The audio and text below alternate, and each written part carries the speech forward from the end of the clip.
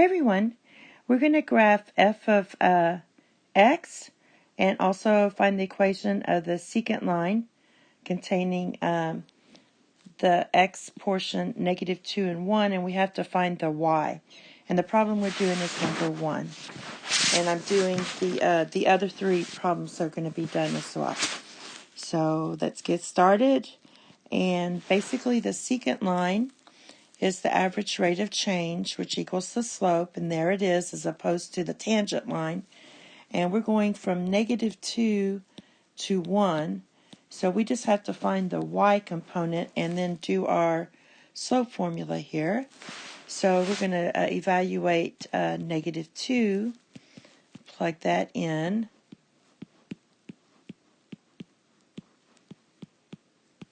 So we get 4. Oh, this is going to be a big one. 4 plus 8 plus 4. So that's going to equal 16. And then at 1, we get 1 minus 4 plus 4. So that's just going to be 1. And now let's find the slope of that line. Now let this be 0.1 and 0.2.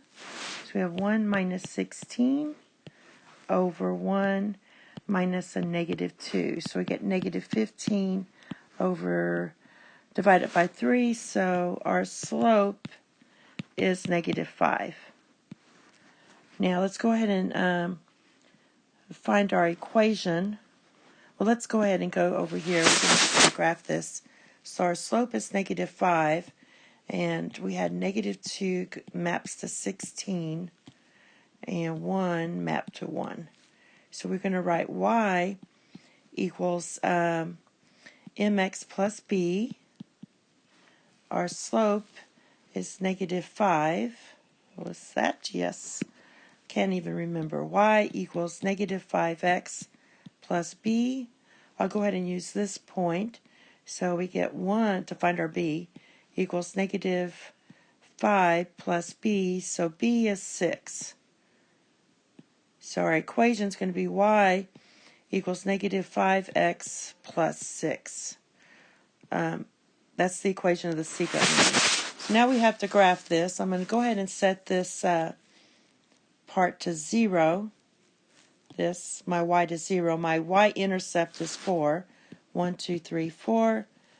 And when you factor this, you're going to get x minus 2 times x minus 2, which is x minus 2 squared. That means it sits right on this 2 right here. X is 2. Has a multiplicity of 2, so it doesn't cross the graph. And so I can kind of graph this by symmetry. Since it sits here, this is actually an easy graph. The problem's going to be this one right here, plotting this point. So -2, I don't have up to 16, so I'm just going to put it way up high here. It's going to be off. And we know 1 maps to 1.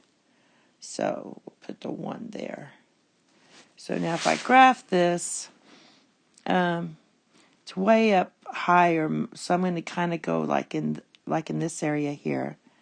We go in here and graph this, and there's the graph of that equation. And again, we're a little off in this area right in here. And so to graph the secant line, we know that the slope is -5, but we're going from this point, some point way up in here. So I'm going to graph that, and it goes through 6. So let's see, 1, 2, 3, 4, 5, 6. There we go. We kind of got it there.